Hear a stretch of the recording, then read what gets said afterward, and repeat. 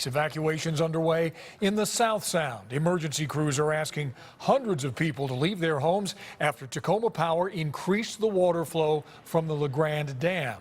KIRO 7 South Sound reporter Shelby Miller is live along the Nisqually River, where water continues to rise. Shelby.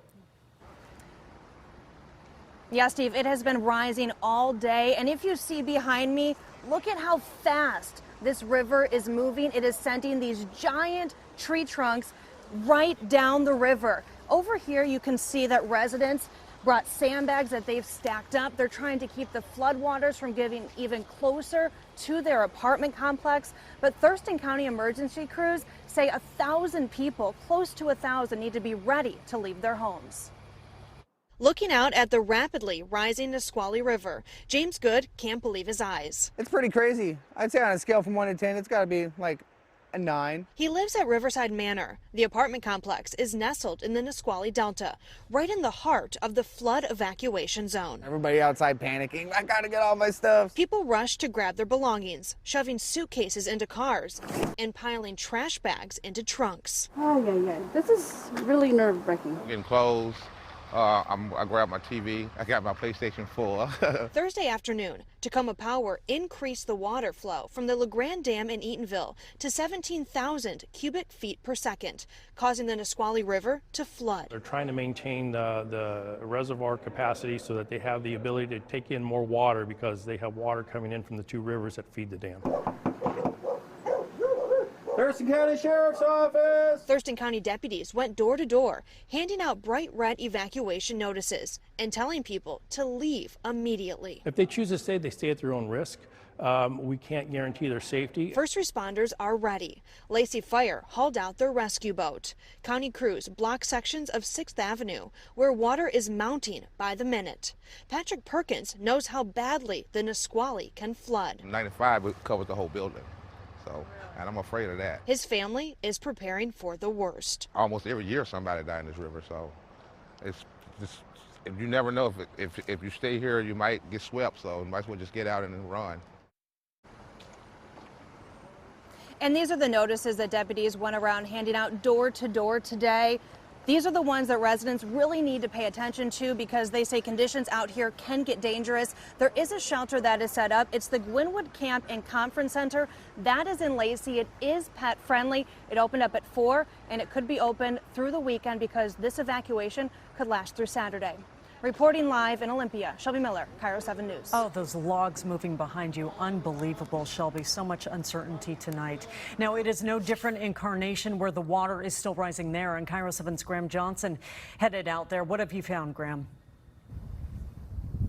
Monique, we are on 284th Avenue Northeast. You can see very clearly why this is one of many King County roads that are closed tonight. Now, when we arrived here about 2 hours ago, I placed this cone at the water's edge.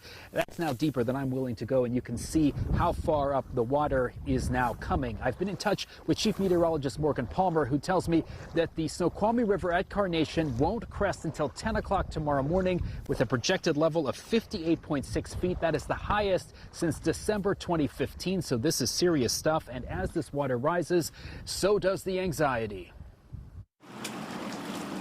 In a place called Happy Valley, Wayne Weller is working to keep floodwater from Evans Creek out of his basement by running a couple of pumps. This is the worst flooding I've ever seen. He's lived here nearly 20 years. His neighbor, who owns this barn, has been here since the 70s. Farmer said it went into his barn over there for the first time ever. Floods come often enough that neighbors moved this bridge higher and bolted it down after it washed away one year. But this winter is particularly exhausting in the Snoqualmie Valley. We are coming up on our 5th flood of the season.